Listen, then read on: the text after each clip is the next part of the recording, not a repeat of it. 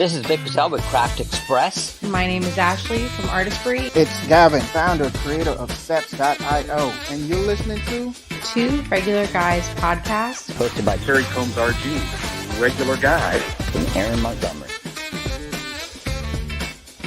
The place to be for industry news. The best dad jokes on earth, along with relevant topics to apparel decorators. Prepare for the wild.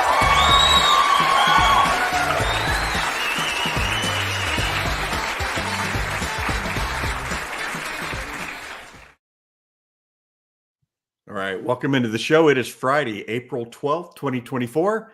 I'm Terry Combs, and you can find me at terrycombs.com. And my name's Aaron Montgomery, and you can find me over at oursuccessgroup.com. And my mission is to inspire people to fall deeper in love with their businesses. And Two Regular Guys is always part of that. We love just really talking to some amazing people. And Terry, today is no different. I am really excited about this show today. Ian Hinkley is going to be joining us here in just a little bit. And he's going to be talking about a website, DGIApparel.com, and kind of their journey and his journey from MIT to garment decorating. So, not a band guy, right? I don't know. Maybe he is too. We haven't actually asked him that yet. But it's a band, and we decided we wanted to maybe he's sure. got a band too. I don't know. Aaron, I saw online that the Kelsey brothers, their New Heights podcast, they did it from a stadium yesterday. When are we going to do our stadium podcast? Yeah, we're going to have to work on that. I'm not sure when we're going to do that, Terry. I make no promises, but doing it from where we do it from and getting to talk to the people we get to talk to, way better than what they're doing, I'd say. All right. So well, it's going to be a great show today, Terry, for sure. For sure. Yeah. You make sure you stay to the end for your helping of the secret sauce. So Aaron's going to be bringing how to quit sabotaging your success. So don't quit before we get to the end of the show. Already giving away, Terry. No. Yeah, I'm excited. Thanks for that. We'll hopefully there'll be a delicious delivery of the secret sauce today. And Terry, now the other we're always have, like I said, we always have great people. And one of the great people that blesses us with her time as often as we ask her, which is always amazing, and we appreciate her very much, is Cassie Green. And she's with The Apparelist. And she's got some news for us today, Terry. So are you ready for that? I'm ready. Let's bring Cassie on.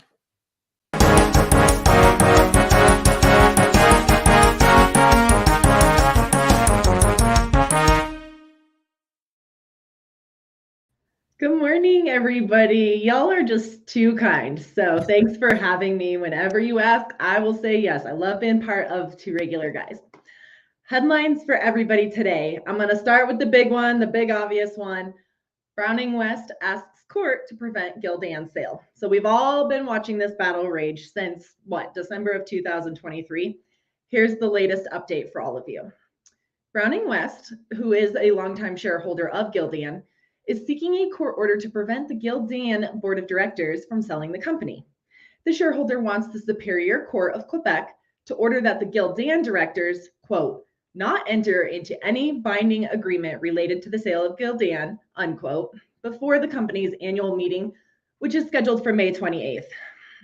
The request was made as an amendment to an existing suit in the Quebec Superior Court's commercial division, which was filed earlier by Browning West. So in this amended lawsuit, Browning West says that given the, quote, unprecedented level of shareholder discontent, end quote, over the board's leadership, investors had a reasonable expectation that the board would not undertake fundamental changes to the company until after they've had a chance to exercise their rights as stockholders at the annual meeting. So, of course, we are working very hard to keep all of you updated on that saga, so keep your eyes open for more.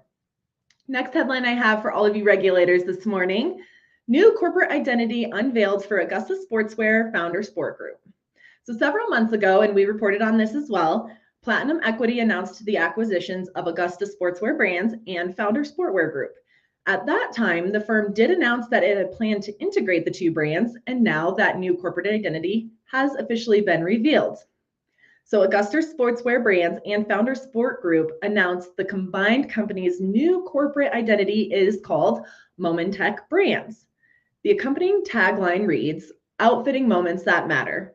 So Momentech Brands is described as a leading supplier of team uniforms, offering of team uniforms, off-field performance wear, and fan apparel tailored for youth and recreational sports markets.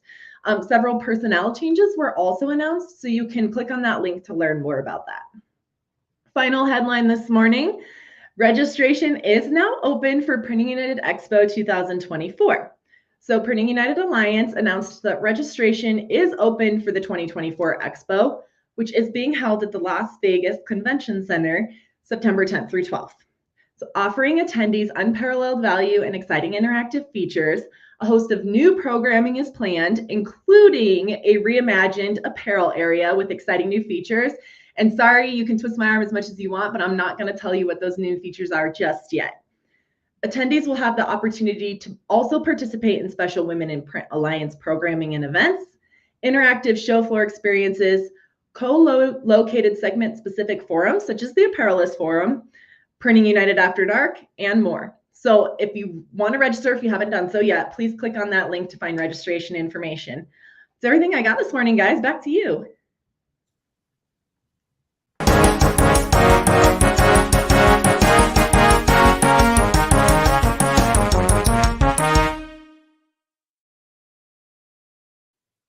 All right. It's hard to believe Printing United is around the corner, Aaron. It is around the corner. Yeah.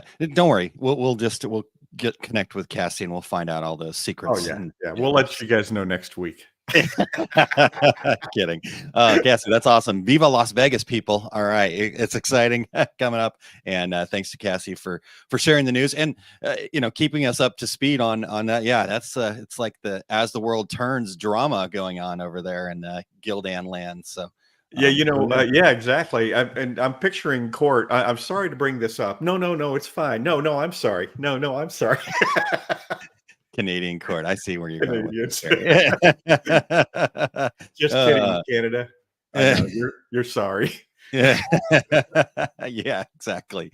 All right. Well, Terry, good stuff from Cassie. Thank you very much, Cassie. Now, speaking of good stuff, we do have to hold our reputation as the best dad jokes on the planet. So how are you feeling about this? You feel good? I feel pretty good about this one. It will probably need a little explanation by Eric, but yeah, he's confirming that. Okay. All right. Well, let's get into it then, Terry. All right.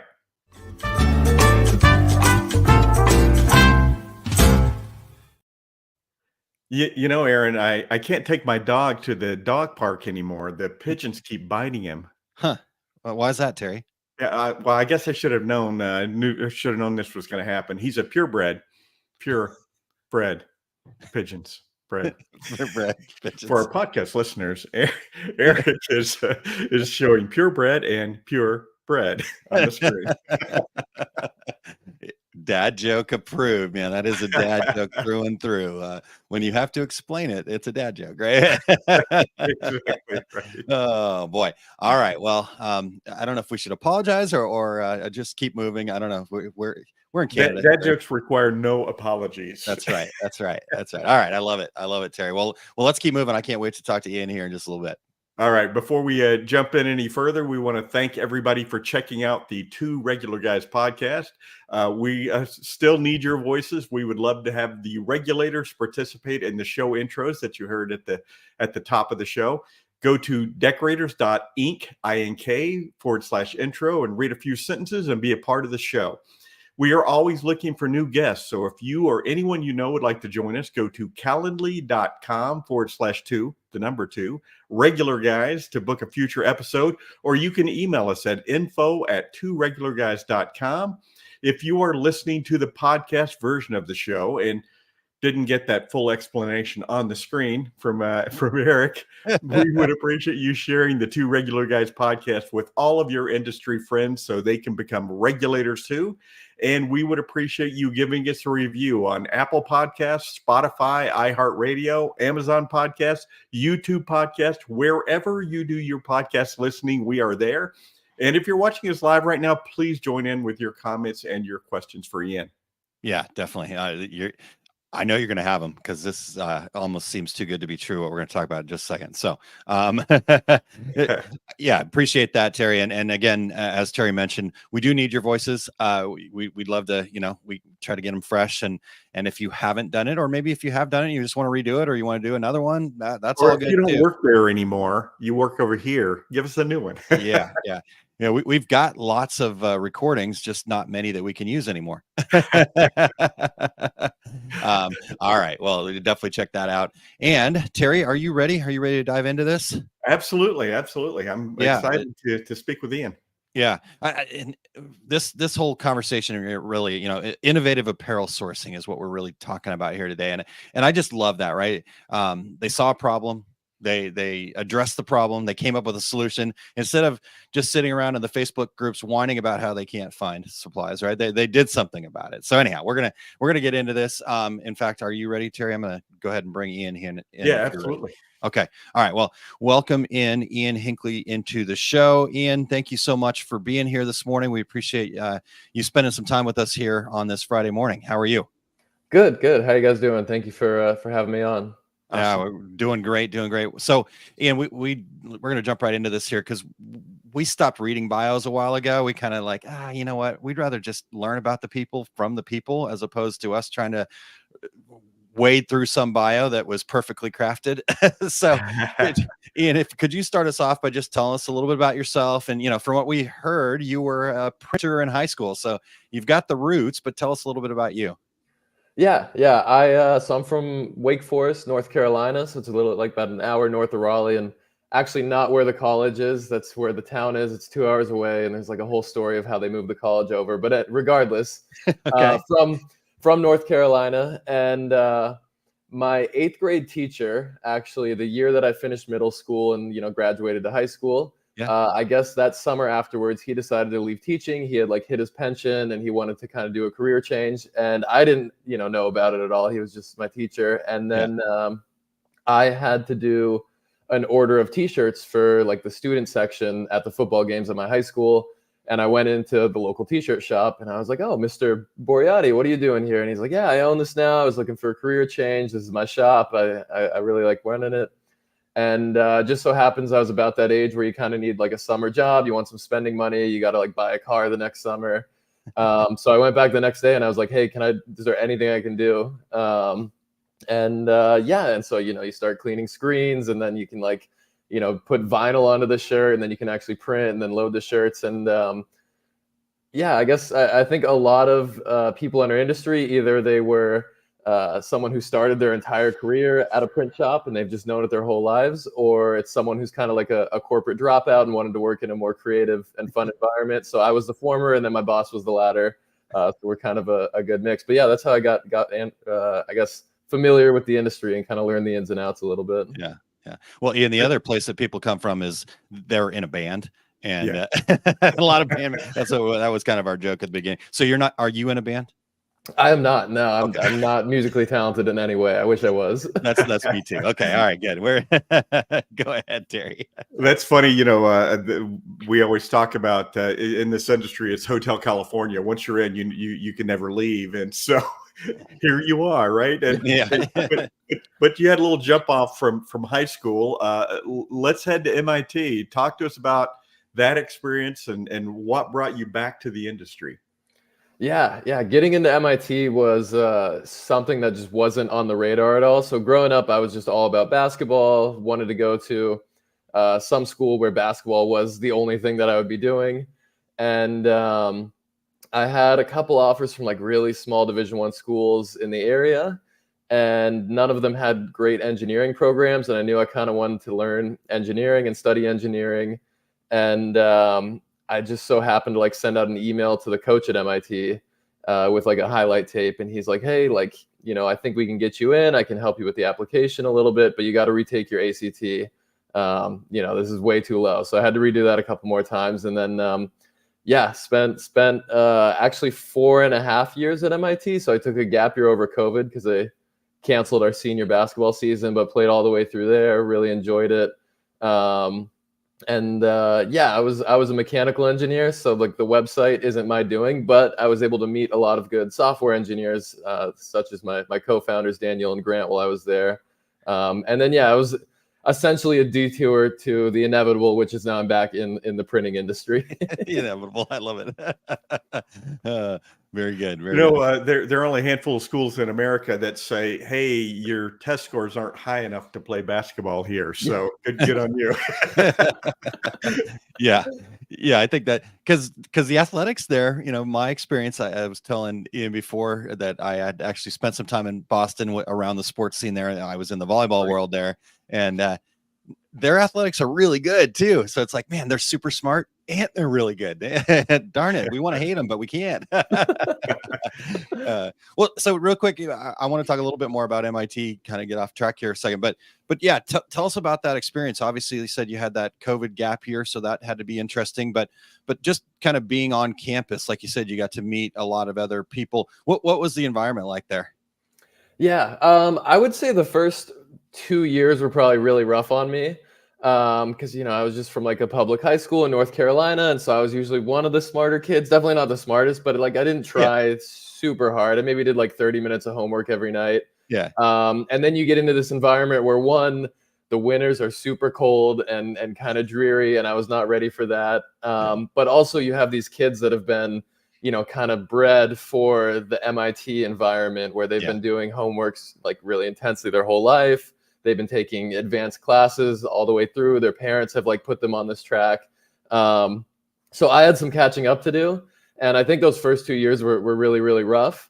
But looking back, I'm glad that they were rough on me. I feel like I was able to adapt and grow a lot during that time. And then, yeah, that gap year you mentioned. So Daniel and I, once they canceled my basketball season and we realized that living at MIT would be really boring that year because we would just be stuck in our dorm room and like taking COVID tests every week, we both decided we're going to take the year off, and we worked at Tesla out in California as interns, which was really, really fun. And actually you could take out the engineering test cars and drive them on the weekends, and Daniel was just learning to drive because he's from the Bronx and he had like his permit, and we actually crashed one of the test cars and just totaled it. And so there was a week of like a lot of apologies to our bosses before that was done. But yeah, and then going back for senior year was really, really good. I had a great like senior season for basketball. I felt more on top of it academically. So it's a good life lesson that if you kind of like stick with it, you can kind of adapt and learn and get better at stuff, even if it's really tricky when you start out. Yeah. Hey, Ian, my family's from Tennessee and Virginia and North Carolina, but I kind of chuckled when you said I'm from Wake Forest, not where the college is. Can you explain that for the people who are going, wait, Wake Forest isn't in Wake Forest? Yeah. So it was when it started, and it was just a Presbyterian school, mostly focused on, studying the Bible. And sometime in the early 1900s, the Winston-Salem Tobacco Company just bought the school, I guess. I don't really know exactly how that worked. And then they moved it over to Winston-Salem, North Carolina, which is about 2 hours away where my mom lives now. And then there's still a Presbyterian school in the town of Wake Forest, but it's very small. But yeah, so there's the town of Wake Forest, and then the college was actually just moved by the Winston-Salem Tobacco Company. And that's about all I know about it. But I usually, when people don't know anything about the area, I just say I'm from Raleigh because I don't want to get into the whole story. Well, hey, at least they didn't change it to Winston-Salem Tobacco College. So it might have been a harder sell. Awesome. All right. Well, Ian, let's get back into a little bit more on the topic here at hand. So, and reading your story on the website and whatnot, kind of this all started back when you were in that high school environment, like kind of seeing what your former teacher was kind of going through, even in those times of the challenges of ordering blanks. So you've seen that firsthand. I guess, I know a lot of our listeners kind of know the problems, but I'd love to hear it from your perspective. What were some of the key problems that were encountered, and what did that then spark for you when you guys started talking about and creating DGI Apparel? Yeah, we We all ended up in New York, like a couple years after college. So they were both working as software engineers, and I had tried to start another business that had crashed and burned. And we were like, hey, I think we should start something together. Like we can do something really, really cool. And we loved like living together in college and working on stuff, whether it be like homework assignments or other little projects. And when you're going to start a business, you need to find a problem to solve. Yeah. And I was like, well, I actually had something that sucked a lot when I was working as a printer, where you had to jump between all these websites. And then I would like have a pen essentially, and I would write down the price that day and then go to the next website and write down the price. And I was like, it's got to be a better way to do it. And we didn't really know if that was like a big opportunity or a problem that a lot of other people had. So like the first thing we did is we called my old boss, and he's like, yeah, we still do it the same way. It still kind of sucks to like jump from, distributor A to B to C to D to see who has the best price on blanks that day. And then we called, another 20 or 30 shops around us, and they were all like, yeah, this sucks. And if you built it, I would use it. And that was kind of enough for us. And we were like, all right, let's just go all at it and we'll learn as we go. So that's kind of how it started. Yeah. So Ian, I know another big challenge too is, like you said, going from finding the pricing, but also just finding availability too. I think especially since COVID has been a massive challenge in this industry. So, I mean, were you guys hearing that too? Yeah. And we actually did have a lot of people tell us, they're like, man, if this was around during COVID, I would use the heck out of it. It's not as bad now, but sourcing. So there's like inventory, whether they have like the style that your customer wants in their catalog as well. You might forget like, oh, this niche brand, which distributor carries them or doesn't. And then stock and shipping time all come into account on the website. Wow. Well, before we get too far away from it, though, I guess we've been kind of talking around it here. There it is on screen. Eric put it up there for us. DGI Apparel. DGI Apparel. Just as it sounds. Go check it out.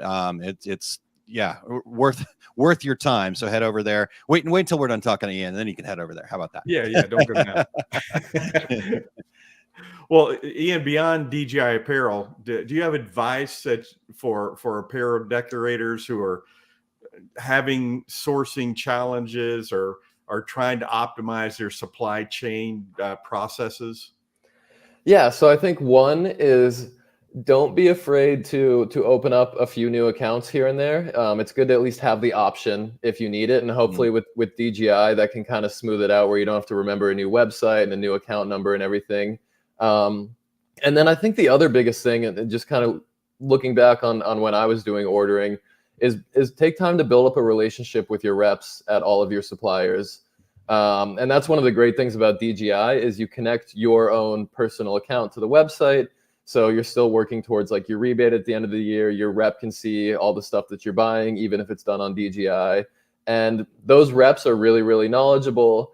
And if you need help and you're not sure exactly what you're looking for, or maybe you're doing a big quantity and you want to get a little bit of help on the price or quick shipping, like, hey, can we get this out today? Or can I come pick it up today? If you do have that great relationship, they're willing to help you. So I'd say have a few more accounts just in case you need them, but then invest the time to have a relationship with your reps, because they're there to help you at the end of the day. I love that. That's great advice. It is super great advice. I actually share in my seminars from time to time, if your relationship with your key vendor, which in our case, the printing industry are these apparel vendors, is only the website login, you've got a problem, right? When things hit the fan, when the next COVID-like thing happens, you need to have a relationship with a person. So, and I think coming from somebody like you who has this amazing tool that kind of allows us to interact more directly with the computer side of things, that hopefully that hits home for folks. So go out there and introduce yourself to your rep. And if you don't have one, insist on one, right? This is, again, a key product for you. So, and you probably do. And if you don't know who that is, that's you. That's on you. Yeah. Really great advice, Ian. Thank you so much for that. Okay. Well, let's take a quick break here. And I've got something I want to share with an event that I've got coming up here. We'll share that, and then we'll get back into it. We've got lots more to talk about with Ian here. And you guys could also take this break to head over to DGIapparel.com. So, Eric, whenever you're ready.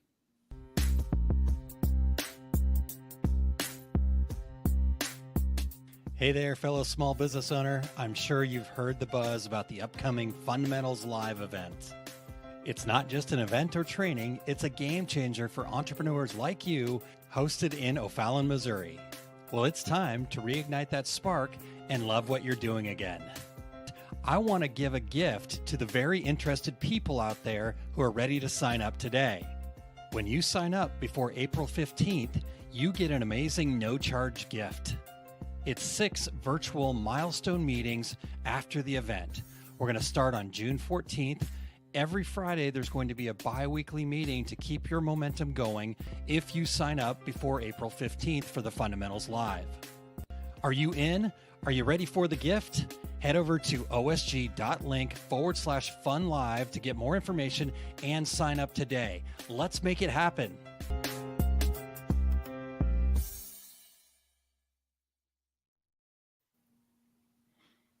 Awesome. Well, you guys get over there, check that out, osg.link/funlive.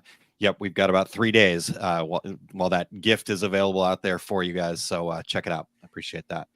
All right, Terry, where are we heading next? Well, so, and hopefully I'm not misspeaking here, but we understand that DGI Apparel is free to use. Hopefully I'm not putting you on the spot here. But so if that's the case, could you share what, how you made this decision and what benefits there are for users? Yeah, so DGI Apparel is free, and as it stands today, all the features that you see, we will never ask you for $1 to use DGI Apparel. And we kind of made this decision early on. We had a really rough version that we put out in October of 2023, and we asked a few people like, "Hey, would you pay us 30 or 40 bucks a month for this?" And they were like, "Oh, well, maybe not." And like they kind of value their time a little differently, I think, when you're a small business owner. And we were like, okay, we need to find a different way to monetize this. And so we're to a point now where some of the suppliers just pay us a flat monthly fee to list on there, and we're adding more pretty quickly. So we have AS Color coming on in the next week or so, and then Staten out of Texas and Memphis, who will be added on there as well. So getting those relationships built up, and it's not a ton, but we also made this decision like, hey, even if we don't make like an absolute mint by building this product, we want to do something that's going to help a lot of people. And we were fortunate enough that there's a startup accelerator out in California that will invest in companies that are just trying to innovate in kind of niche spaces that kind of need to be brought up to the future. And so, excuse me, they gave us a little bit of an investment, and so they own some stake in the company. But their whole kind of rhetoric and culture is make something people want, innovate and grow really, really quickly, build for your customer. And because you're doing something new, don't worry about monetizing it yet. That's why they give us the investment right off the bat. And see if you can just do something that's going to be really, really big and really, really impactful. So that gave us a little bit of leniency to not have to make money right off the bat. And so hopefully we can grow a little bit more and figure out some better ways to monetize, whether it be through advertisements, or maybe we can do like a premium tier that integrates with like QuickBooks or something like that as well, and that'll help people out. But yeah, as it stands today, it's free, and we're sticking to that. That's awesome. That's really awesome. Yeah, I even saw on your frequently asked questions, right? No, it is really free. We promise. That was pretty cool. All right, so I want to talk real quick about back with the MIT and what you learned there and some of the relationships and things like that. Like, how was that? How is that evolving in this, right? I love what you just shared with that investor mindset of just build something that's really useful, right? In it, because I mean, honestly, in a way, this could transcend just the t-shirt industry, but in general, like what did you take from your time at MIT there that has really helped this become what it is today? Yeah, I think first and foremost were the relationships that I built there. So like Grant and Daniel are world-class software engineers, and it just so happens that we live together. We were in the same fraternity, which means it was work really hard all week, and then we have fun on a Saturday night, and then you're back to doing homework again together on Sunday. But they were able to put this together really, really quickly. And there's sometimes where I start using the website and they'll have something new on there, and I'm like, holy smokes, this is like voodoo magic, how you guys put this together. So I think just having those kinds of connections where you can kind of get plugged in with really, really smart people is something I was really fortunate to have while I was going through college. Yeah. And I think the other thing that I really picked up at MIT that's different than a lot of my other friends that went to other schools or just went right into work after high school is, instead of like, all right, you need to get a good job that's going to be stable and going to, like, help you pay the bills and you can kind of see your career progressing. Yeah. MIT really trains people to go out and, like, I guess, have an impact. So they want you to, like, find a problem and solve the problem. Yes. More so than just, like, have a good career. And I think that mentality is something that stuck with me. Like even the professors and a lot of the rhetoric at school is like, go out and have an impact, solve real problems in the world that people have. You can kind of do new things. So it just kind of builds up our confidence to try stuff, I think. Yeah, I love that. In fact, I'm going to just put it up there. It's kind of in our outline here, but you shared with us a picture. These are your co-founders, right? Yeah. Daniel on the left and then Grant on the right. Awesome. So I love that. Daniel, Grant, Ian, DGI. I get it. You know what? I didn't get it until just right now. Thank you, Terry. I apologize. Wow. But I so love what you just shared there, right? Like, find a problem and then solve it. I think as humans, we're really good at finding the problems, right? That's our human nature, to keep us safe. Look for the danger. But the reality is to really do anything with ourselves, we have to then solve it. Like, we have to be willing to put yourself out there, like you guys have done, right? Like, okay, we're giving you this free product. We're figuring out a way to make it work, but we want to make an impact. Then, things will work out the way it's supposed to work out from there. So I love that and appreciate you sharing your friends here with us too. So yeah, definitely. Yeah. Awesome. All right, Terry, where do we go next? Well, so, you kind of have your fingers on the pulse of the industry by working with these different suppliers. Are there any observations you've gained from this experience as to trends or developments you've noticed in the industry? Yeah, it isn't necessarily on the blank procurement side. I think that's still pretty standardized. Like, we've made a better way to do it, but people kind of generally get how it's working. That being said, though, the transition in the industry to DTF printing is like completely changed since when I was in high school. And I think it's just like another arrow in the quiver, I guess, for these shop owners, where if you have a really small quantity order with a bunch of colors on it, now you can take these orders on. And so I do think what we've seen a little bit in the last year or so, and what we're going to see more of, is a move towards a lot of smaller orders that are going to be packed. And, in this one box from your supplier, you have the shirts to fulfill 10 different orders from your customers, because it's a lot of like onesie twosie orders. Just because DTF has become so available and so useful. And then, the technology has gotten a lot better, where it's not totally screen printing, but it's still pretty good now these days. And it your customers won't really complain too much about it. So I think that's something that we think about now and then at DGI, is like, all right, we're going to start seeing more of these small orders that are grouped into the same box. And that's part of purchasing, is like receiving the boxes when they get there. So it's like, how can we help keep this organized for the people that use DGI? So that's one thing that we picked up on. I'd say that's probably the most interesting thing that we picked up on. That's awesome. Yeah. Really good point. Terry, you talked about just, I think it was even last week where you mentioned what Ian had just said there about DTF and right, like, customers like it. So, like, we have to understand this, right? The end customers like it. We screen printing snobs like myself, we're like, I don't know. But the end user, they're like, oh, this is awesome. Yes, give us more of this. And we're like, it's almost like you're forced into it. But certainly DTF has made a huge impact on the industry over the last 3 years, and it just keeps getting bigger and bigger. Yep.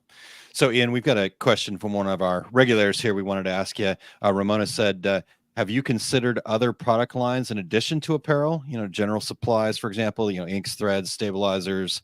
printables, sublimation, that kind of thing? Yeah, we have. And that's something we want to get to. Hopefully sometime this year, we can like work with a couple of those suppliers that do kind of the other supplies in the shop. The only reason that we started with apparel is, one, it's like usually the biggest expense. So if we can help you make sure you're finding the best price or the right price for what you're looking for, it's a big deal. And then also, you're ordering blanks a lot more frequently than a lot of the other supplies. Like you'll maybe order your ink once or twice a month, depending on how big you are. Yeah.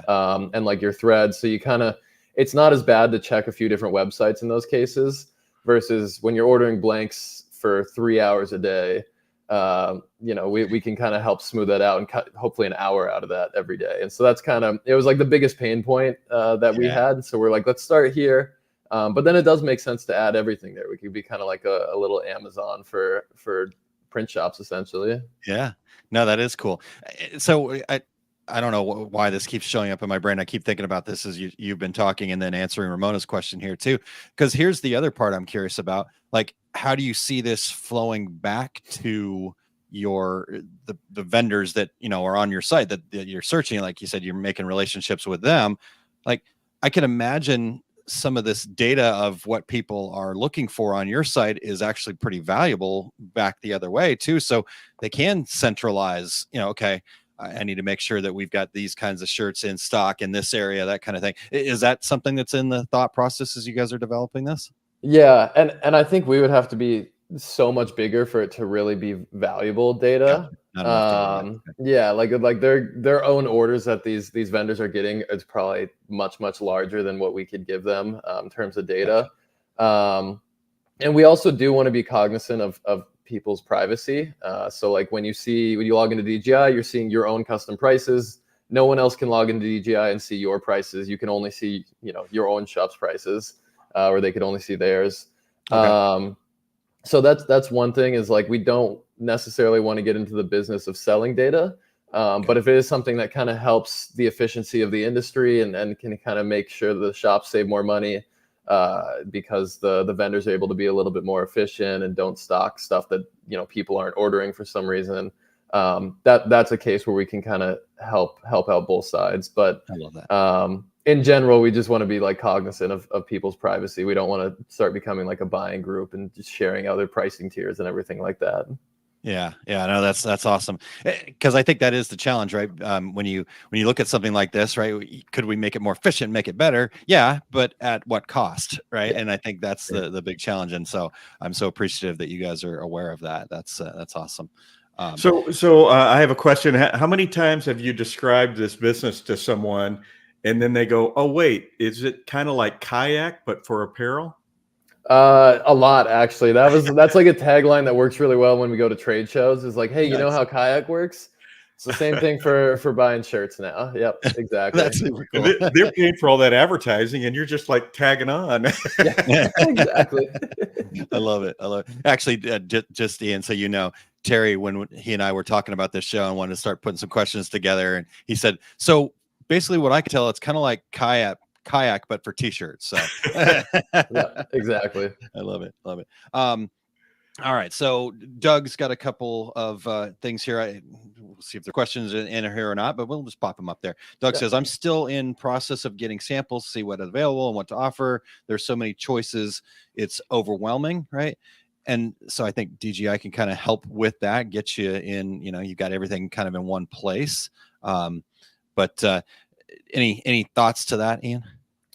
Yeah, I would say for one, you feel free to call me. Like I know all the suppliers, like exactly where they are, what their ship times are to different parts of the country by now. Like we've had to build this out and figure it all out. So if you do have questions, like my phone number and email are at the bottom of every page on the website, and that's like my cell phone, so you can text or call me if you really want to chat. But I would say, go to DGI. You can see what vendors we support. So there's obviously the big ones with Sanmar, SNS, and Alpha, and they kind of cover most of the country. And you can reach out to them, and they'll be really, really helpful. And then you can get plugged in with like a couple regional suppliers. If you don't, have a business entity set up and you're going to start ordering a lot more volume, I would say definitely get one set up so you can get a resale certificate and start purchasing at wholesale pricing would be like a good first step if you think you're going to be doing a lot of volume. And then if you aren't in that position and it's more of a hobby at this point, Jiffy shirts is always a great option to start out, so they can sell at retail prices as well. So I would start with, those 3 bigger guys if you're trying to do more volume. And then if not, start with Jiffy shirts, and then feel free to call me when you want to make the step to wholesale purchasing. That's awesome. Wow. Thanks, Ian. That's really great that you're willing to offer that up. And Doug, I agree with what Ian said there. The other thing I would say is lean into what it is that you're most interested in, most passionate about. Like, just become the best at that. Don't worry about all the rest of it. Yeah, it is overwhelming. There's a lot. You can do a lot of different things. Lean into what you want to do, and it will come from there. So, Terry, any other thoughts there? No, 100%. And it's interesting that you mentioned Jiffy shirts, because that's the advice I've given to people as well. But before they're ready to put both feet in, I talk to a lot of folks who have a side hustle or side gig or whatever the terminology is today. So there's a place to start out there. So for sure, that's good advice. Yeah. And Doug says, would love some kind of filter to compare similar offerings from different manufacturers. But then he followed that up and said, I have accounts at a bunch of wholesale with a bunch of wholesale accounts. I mean, you should be on DGI Apparel right now, then, it sounds like. Yeah, we and that is something. We have the information on the similar and companion items for each one. And I think Daniel and Grant are kind of working out like how we build that into the product now. So you can kind of see like, oh, okay, this is, the G5000, I think, is the exact same as the 5280 from Hanes or something like that. And you can kind of see those comparables really quickly. It just takes a little bit of time. Give us a couple months, we'll have it on there, I promise. Yeah, and then get out to a trade show and touch and feel all these different products. And Ian, you'd mentioned something about trade shows. Are you guys on the trade show circuit right now?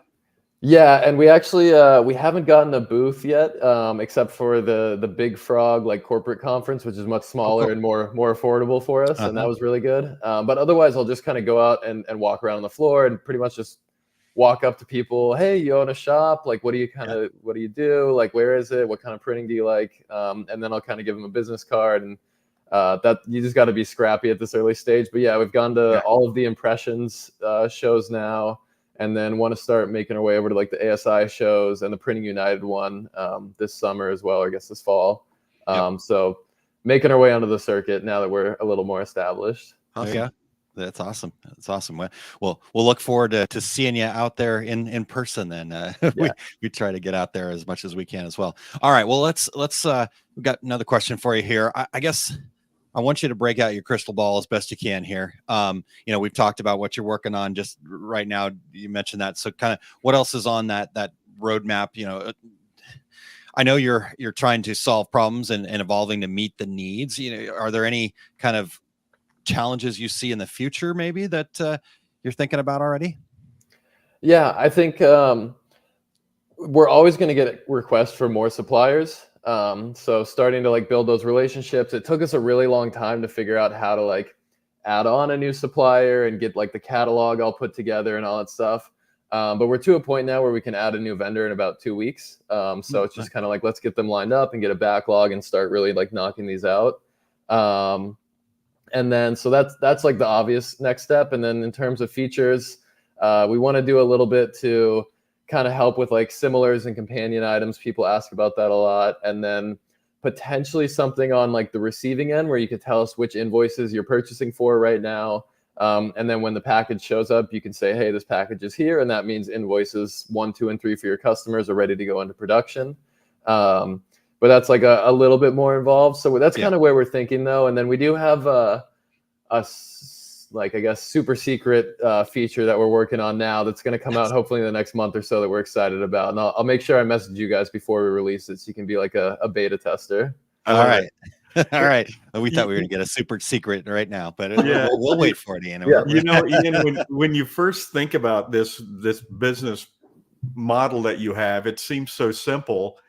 And then when you think about it some more, it's it's very complicated, and keeping up with it has got to be a difficult task. Yeah, it's I think it's one of those things where, buying stuff online has been around for almost 20 years now, and it's pretty common in a lot of industries. Um, but the way that the workflow works in our industry is very specific, I guess. Like even just the user interface, you need to have like the matrix of all the warehouses and all the different sizes of the shirts, which is something when you're normally ordering, like a box of like, I don't know, toilet paper or something off of Amazon. Like it's just one, add to cart, and then you buy it. You don't have to pick the sizes as well. So I think, like you mentioned, maintaining it is a lot, but because we're just focused on this industry, this problem, this like core use case, it's let us, stay on top of all that as it evolves. So yeah, it's just kind of like staying very, very focused on exactly what the shop needs to procure the best way. That's awesome. Wow. Really, really good stuff. Thank you, Ian. This is cool. We've already got some folks says, yep, I'm going to be using. Doug says I'm going to be using the website there. And yes, we want to hear about the news. So keep us posted. Anything we left out at all today, Ian? No, I think you actually told the story pretty well. Hopefully there's more to tell in like a few years' time, and we're actually, still around and still working on this and making it cooler and better for the shops. But as of today, I think we're pretty much up to speed. Awesome. I love it. And thank you so much. And yes, we definitely want to have you back. So as it evolves, like I said, let us know about the features that are coming out, and we will certainly share here with our listeners. And like I mentioned earlier, we can't wait to meet you in person at one of these events out there. Maybe Printing United is a good place to make that happen. So we'll see. I know I'm going to be there, so hopefully you and Two Regular Guys will be broadcasting live. So we'd love to get have you come over and give us an update. Yeah, definitely. That's 5 months from now would be a perfect time. So I'm looking forward to it. All right. It's a date. All right. All right. Thank you very much for your time today, Ian. We will talk to you very soon. Awesome. Thanks, guys. Very cool.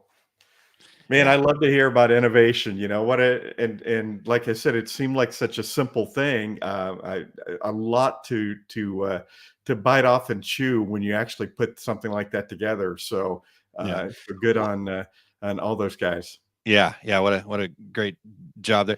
And I think what stood out to me the most, Terry, in a lot of ways, like just going back to what he was talking about, what he took out of MIT, right? Like, we heard these problems, right? We heard the challenges, especially right after COVID or coming through COVID and that kind of thing, right? And I think what really stands out is that these guys heard the challenges. They were looking to find solutions, and like you said, uber complex, right? There's a lot. For a lot of us, that's just too overwhelming.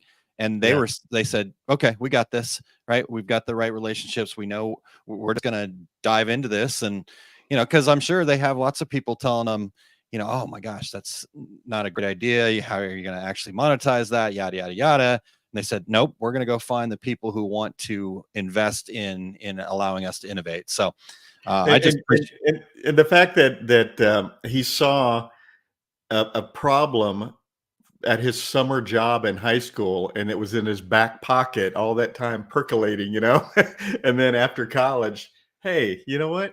There might be a solution to that problem from 5 years ago. Yeah, absolutely. Super cool. And I just appreciate that, he's picked the industry that we're a part of to come in and solve a problem there. So looking forward to seeing how that. You love to see young innovators coming into our industry. Yeah. Somebody's going to have to do this Two Regular Guys thing, Terry. We can't do it forever. All right. We'll try. We will try for sure. I mean, we're 540 today, I think, if I remember the math right. So, we got another 540 left in us, don't we? Heck yeah. All right. Again. Well, what do we talk about? Yeah, exactly. Well, hopefully just we keep meeting more people like you. And also real quick, I want to give a shout out to Adrian Palmer of dtfprinting.com. She was the one that connected us with Ian. I had actually not heard of what he was doing. And so, again, another reason that you need to stay connected to these shows and these newsletters and why we're so appreciative of having these news outlets like Apparelist, like DTF Printing, like Screen Printing Magazine, come join us on this show to share. That's how we learn. That we need to stay connected. So thanks very much to Adrian for yeah, connecting us with absolutely. me. And you talk about relationships, and Adrian sent us an email and said, "Hey, you guys need to have Ian on your show. He has a great story to tell." So Yeah, definitely. Again, that's awesome. Thank you, Adrian, and keep them coming. Yeah, exactly. All right, Terry. Well, what is on your big book of travel here coming up? My complete screen printing business course. I'm going to be at Workhorse Products here in Phoenix, May 4th and 5th. That class is filling up, and there's no better time to come to Phoenix, Arizona than in May. My next class in Chicago at Atlas Screen Supply, just next to O'Hare Airport, will be June 8th and 9th. And then all my upcoming events you can find at terrycombs.com. How about you, Aaron? Yeah. So first thing I want to just let people know, we've got a great Facebook group that we're growing, and it's called Fall in Love with Your Business. And so if you'll go over to Fall in Love OSG, so facebook.com/groups Fall in Love OSG, small business owners talking about how we can fall deeper in love with our business. And we really believe that every question is worth asking. There's no dumb questions. The only questions that aren't of value are the ones that you don't ask. So when you're facing challenges, you need some advice, or just want to celebrate successes, or be there to lift other people up, you're going to find a welcoming space there. So again, go check that out. Also, just real quickly, tomorrow will be the last of the 3. So I've been doing these webinars on mastering pricing, and tomorrow is the last of the 3 that I'm hosting. So it's been the same seminar all 3 times, but if you've already checked it out, or you want to come check it out tomorrow at 1:00 Central Time, go to oursuccessgroup.com/pricing. And I'm looking forward to sharing that with folks in webinar format tomorrow. And then speaking of that class, I will be teaching a similar class out in Dax at the Tinley Park event coming up this next week. So next Friday, I'm teaching that class, and then I will be teaching another class called Fundamentals for Small Business Growth, all based on the book here, The Fundamentals of Business Success. And you guys heard about the Fundamentals Live coming up June 7th and 8th. So I'll leave that there, but that's osg.link/fun live. And yeah. Oh, Graphics Pro Long Beach coming up. Stay tuned. I was just emailing with them this week to start working out details on that. And then already getting excited about Graphics Pro in Indy. They will have Start Here Academy there in Indy. And it sounds like some really cool stuff in the works there. So looking forward to that event. And I think that's about it for me. I might be seeing you there, Aaron. Yeah. It's possibly in the works. So yeah, I love that.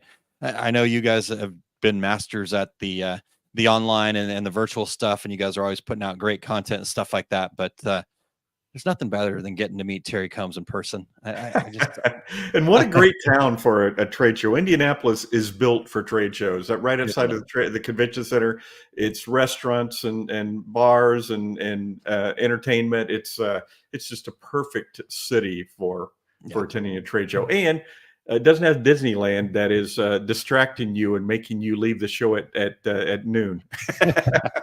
Yeah, and it's going to be a great show for sure. All right. Well, as far as Eric is concerned, unfortunately, he has been grounded. The doc said, nope, no Chicagoland Tinley Park for you.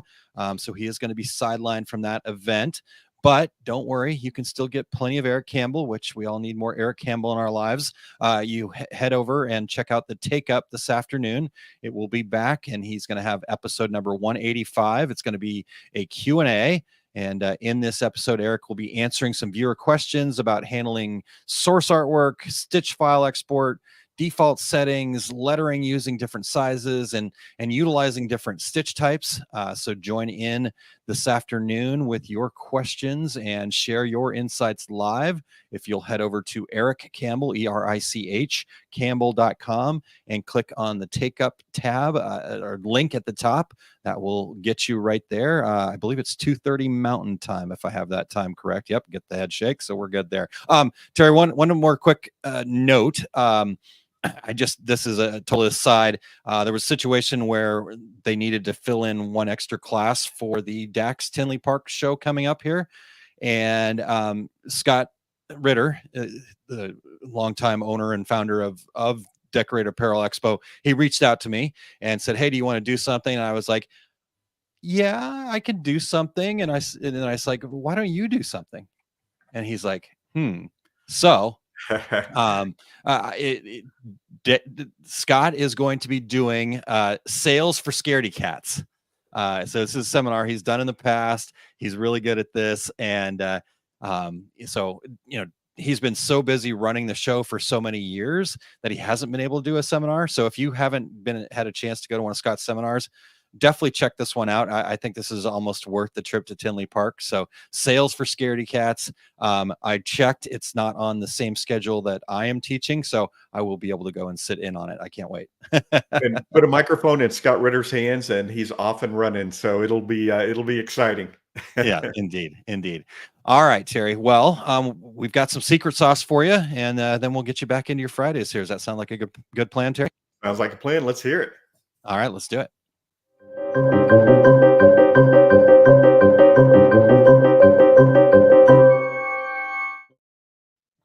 All right, welcome into the secret sauce. So as I was kind of cooking up this sauce, I wanted to first start with understanding how to stop sabotaging our success, right? And that's what I wanted to talk about. And I guess to start, I needed to understand what success means.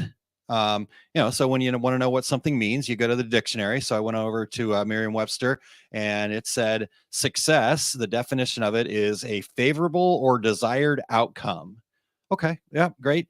I think ultimately, to stop sabotaging your success, the first thing we need to do is you need to define what success means to you, right? The way you measure success is going to be crucial to ultimately saying you are a success, right? So a literal question for you guys: how do you measure and define success? That is going to be your secret sauce, right? So with that in mind, I believe that success comes from how well we can adapt to new situations, bringing fresh ideas to the table. Ian today was a perfect example of this, and works seamlessly with others. Again, Ian, another great example of this. Here's the part that I guess was the secret that I found, is that it does not come from what we believe is the key ingredient, and it is how well I control everything. Right. So when you add that ingredient of trying to control everything, you're actually ruining a perfectly good chicken wing, so to speak. Right. It's like using blue cheese. Okay. It's a joke. Kidding, Terry. Inside joke. But really, to sabotage success, the common mindset is that we have to become a master of everything. We have to micromanage every detail and focus exclusively on the outcome. Right. How am I going to monetize this? But I learned the uncommon mindset of letting go, because I realized that habit of trying to control everything was sabotaging all of the other ingredients for success. And that the habit was impacting my productivity, my creativity, right? Because when you have to do everything, how are you going to really be productive and get into your zone of greatness? How am I going to think outside the box and become creative? And not to mention how it affects your relationships, right? And those are all key ingredients for a thriving business. So as I continue to work on letting go, and this is a work in progress, I will be a recovering letter goer, however that goes. But I discovered that we have these preconceived notions, and that one of those preconceived notions is that we do have complete control. But that illusion of control gets in our way. What we can control and what we should be focused on are the why. What is our reason for doing this? And the who. Who do we want to be? And how is our future successful self how would they respond to an experience or circumstance that we're trying to control that we really have no control over, right? It's because many of you guys know that I believe that we're 100% responsible for our own success. But responsibility and being in control are two different things, right? Controlling leads to micromanaging every detail to ensure perfection. And being responsible is more about striking that balance between keeping things on track and then allowing room for flexibility and innovation. We have to learn that not everything has to be perfect to be effective. So, secondly, many of you know, I also believe that setting goals is essential, but obsessing over the specific outcome will make us miss all of the important details along the way, those small wins, those opportunities for adjustments that might be the detour that you really need to actually reach that goal, right? So this comes from a fear. It's just an innate fear that we have, our fear of failure, our need for validation, right? Your role in success is not the what or the how, but instead to adopt a process-oriented mindset and then refine that along that journey, right? Learning from the setbacks, right? So I guess I find it a bit ironic. This is the uncommon mindset side of my brain. Our pursuit of success, one of our biggest challenges is our own grip on control, right? It turns out that being adaptable, being flexible, being willing to face challenges is essential. And once we start seeing change not as an obstacle, but as an opportunity, a whole new world of possibilities will open up, right? We start seeing past solutions that our, control goggles never allow us to see. So I know it's easy to get fixated on the final result, but true growth lies in appreciating the process itself. So we have to shift our focus from the what to the why. And that allows us to open up new understandings, right? This approach has transformed the way I view success. And it's less about controlling the outcome and more about valuing the opportunity to refine our strategies, our learning, our growing, while enjoying each moment, right? There's a reason that fun is capitalized here on my book. So that's where the real lasting success is found. And that's my belief. And I hope that you guys see that as an opportunity to let go of some of that control. And I know that it makes for one delicious secret sauce. So thanks, everybody.